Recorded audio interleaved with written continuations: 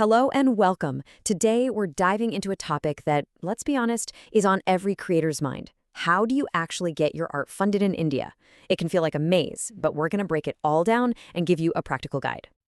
And, this quote from the Times of India just hits the nail on the head. This isn't just some abstract problem. It's a real, everyday struggle. For so many artists, figuring out the money side of things can feel even harder than the creative work itself. But here's the good news. It really doesn't have to be that way. Our whole goal here is to cut right through that confusion. We want to hand you a clear, empowering roadmap to find the funding that's out there waiting to support your vision. All right, so here's how we're going to do it. First, we'll talk about the struggle itself. Then we'll decode those government grants, check out what private foundations have to offer, and, this is the big one, master the application process. Finally, we'll look at what this all means for your future as an artist. Okay, first things first, let's just acknowledge the challenge. Getting funding is hard, and it's not just you.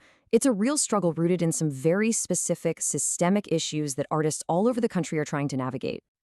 So what are these roadblocks? Well, there's a big geographic one.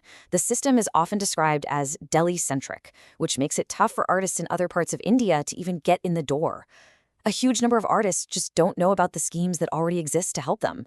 And then you get into the financial weeds, the dreaded pay-to-perform culture, a really unequal GST burden on dance, and frankly, just getting paid poorly by organizers. It's a lot. But there is hope. Let's talk about the solutions, starting with government grants. You might be surprised to learn that there's actually a pretty well-thought-out system of support, a real lifeline for artists at every single stage of their career. Just look at this. You can see a whole career path laid out here. It starts with support for kids as young as 10, then helps young artists find their footing with a monthly scholarship. And it doesn't stop there. There are fellowships to support deeper work for both mid-career and senior artists. It's designed to grow with you.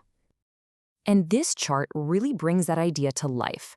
You can see how the funding is intentionally structured to ignite that early spark in a young person, then really invest in emerging and established talent. It's a full-circle, long-term approach to nurturing the arts. And to give you a sense of the scale, just one of those schemes we mentioned, the Scholarship to Young Artistes, it gives out 400 scholarships every single year. Think about that. That's 400 emerging artists getting a crucial boost annually. And it's not just about the individual artist's journey. Organizations like dance schools or theater groups can get support too.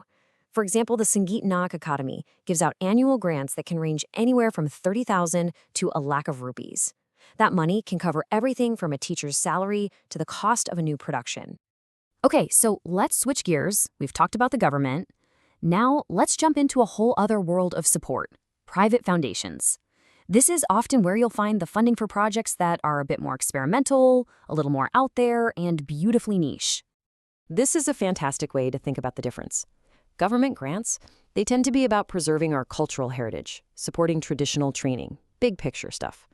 Private foundations, on the other hand, they love to get specific. They're all about funding cutting-edge research, artistic innovation, and projects with really flexible timelines.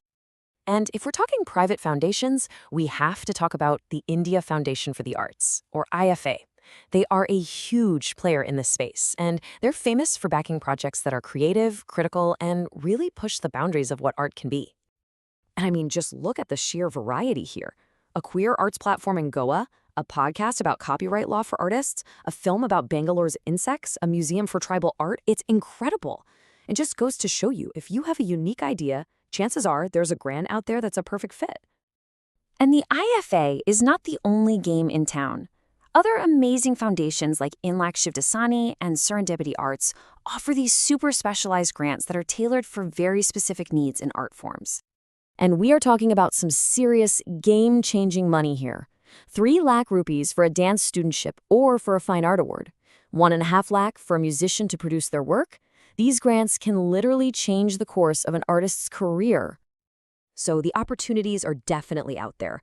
But, and this is the million-dollar question, how do you actually get the grant?